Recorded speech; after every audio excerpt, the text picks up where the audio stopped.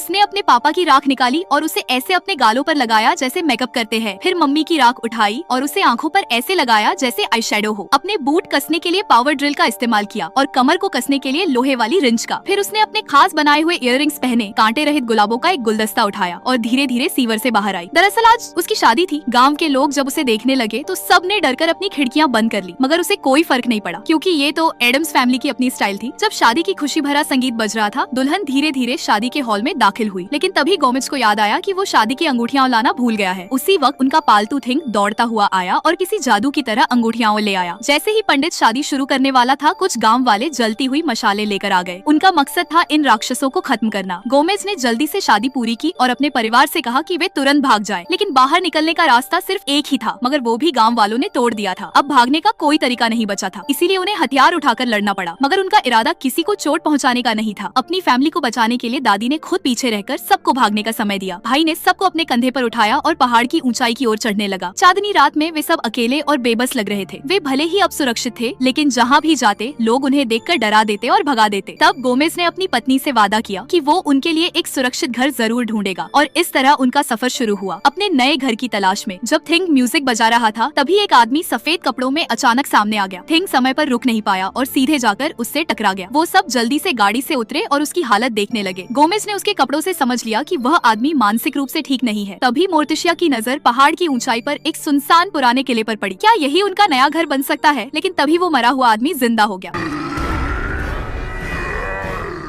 लेकिन गोमेज ने कहा कि धन्यवाद पुराने दोस्त, अब तुम ही हमें रास्ता दिखाओ। इस तरह वह बिना सोचे समझे गोमेज का नौकर बन गया। कुछ ही देर में वे उस किले में पहुंच गए। गोमेज ने मोहर तोड़कर दरवाजा खोला। जगह डरावनी थी, दीवारों से खून की बूंदें टपक रही थी। कोई और होता तो डरकर भाग जाता, लेकिन एडम्स फैमिली को ऐसे ही घर पसंद थे, इसीलिए उन्होंने वहीं बसने का फैसला किया। जल्दी ही उनके दो अजीब बच्चे हुए। बड़ी बेटी का नाम बुधवार रखा गया। उसे गिलोटिन के नीचे सोना पसंद था। अगर हर सुबह पेड़ की आत्मा उसे नहीं जगाती तो वो अब तक कई बार मर चुकी होती। उसका छोटा भाई पक्सली तो उससे भी ज्यादा डरावना था। उसे अपने पापा पर खुद बनाए हुए हथियार आजमाना सबसे अच्छा लगता था। भाई बहन बहुत करीब थे। बुधवार का प्यार जताने का तरीका था पक्सली को जिंदा दफना देना। और इसी तरह एडम्स फैमिली उस डरावने किले में खुशी खुशी रहने लगी। सब कुछ ठीक चल रहा था, जब तक कि एक दिन किले के चारों ओर छाई धुंध हटने लगी और उनके सामने एक सुंदर छोटा शहर दिखने लगा। उसी वक्त रियल एस्टेट एजेंट मार्गो कुछ क्लाइंट्स को एक नया घर दिखा रही थी। जैसे ही उसने पर्दा हटाया, सब लोग दंगे रह गए। सामने पहाड़ पर वो डरावना किला दिख रहा था। मार्गो डर के मारे बेहोश हो गई। जब किले का पता चला तो एडम्स फैमिली ने सोचा कि अब वे गांव वालों को जाकर बताएंगे कि वे खतरनाक नहीं है। लेकिन जैसे ही गांव वालों ने उन्हें देखा, सब डर गए। जब उन्होंने पगजली को कुत्ते की तरह जमीन से पानी पीते देखा तो वो सब घबरा गए और भाग गए। और तब से गांव वाले एडम्स फैमिली को राक्षस समझने लगे।